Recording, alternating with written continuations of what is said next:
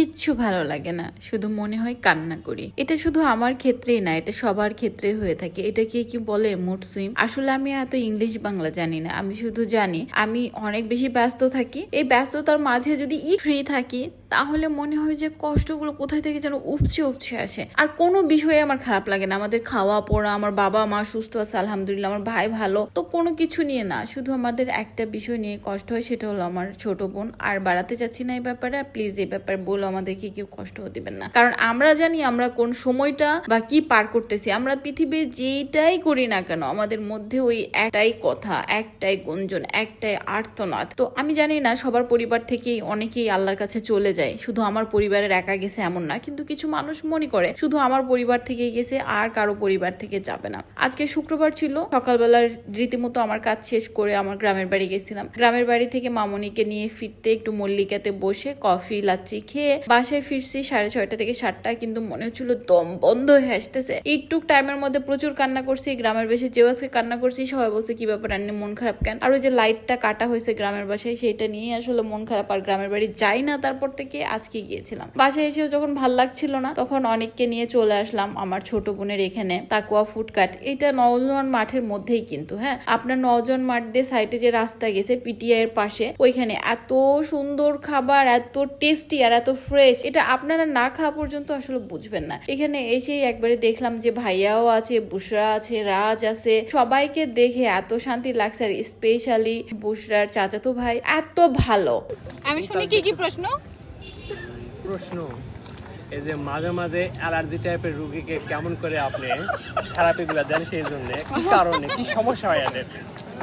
এখন অ্যালার্জি চুলকানি ওঠে, মলম আমার কাছে, এই জন্য আমি লাগায় দিই। ওইগুলা দেখতে ভালো লাগে, কিন্তু প্রশ্ন হয় কেন যে অ্যালার্জিটা হয় মানুষের, কেন যে আপনাকে এইভাবে বিরক্ত করে, এটা হলো খুব খারাপ লাগে। আসলে মানুষকে কাছে থেকে না দেখলে কেউ বুঝতে পারে না। ভাই এটার মূল কারণ হলো আমার লাইফে এত কিছু পড়ো, কেন আমি একটা স্মার্ট লাইফ লিড করি, এই ছোট শহর থেকে কেন আমি একটু ভালো খাচ্ছি করতেছি, এইটাই হলো বড় কথা। ভাইয়ার আমাকে ঘিরে কিছু প্রশ্ন ছিল, সেগুলোর উত্তর দিলাম। এর মাঝে তো খাবারও খাচ্ছিলাম, খাবারগুলো কিন্তু খুবই টেস্ট। আপনারা কিন্তু অবশ্যই এটা এসে একটু টেস্ট করে যাবেন। নওজোয়ান মাঠের মধ্যে আসলে আপনারা এটা পেয়ে যাবেন, তাকুয়া ফুডকার্ট। হ্যাঁ, আর এখানে ছোট বাবুরা সবাই চলে আসছিল, ওদের সাথেও খুবই ভালো সময় কাটছিল। আর বুশরার ছোট ছেলেকে আমার খুবই ভালো লাগে, ছবিতে দেখার পরে আমি একদম পাগলা হয়ে গেছিলাম।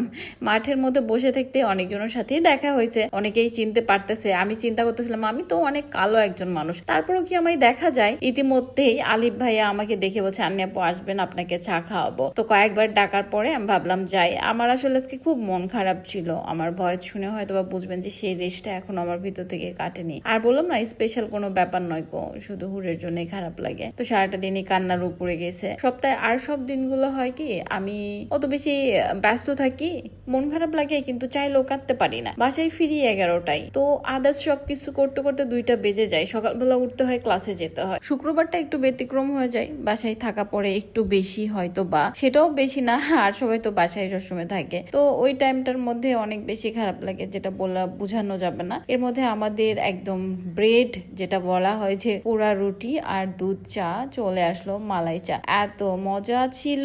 এটা কিন্তু নওজোয়ান মাঠের একদম প্রথমের কোণাতে, পিটিআই এর যে পিছনের রাস্তা একদম প্রথমে আলিফ টি স্টল। আলিফ ভাইকে শুধু আমার নামটা বলে অর্ডারটা দিয়ে দিবেন। এরপরে বাসায় আসলাম, আর এতগুলো দুধ দেখে হয়তো বা বুঝতে পারছেন না কি করবো। এগুলো দিয়ে একটা স্পেশাল খাবার করব, কারণ আমার ক্লাসে সবাই মোটামুটি রান্না করে নিয়ে গেছে, আমি ছাড়া।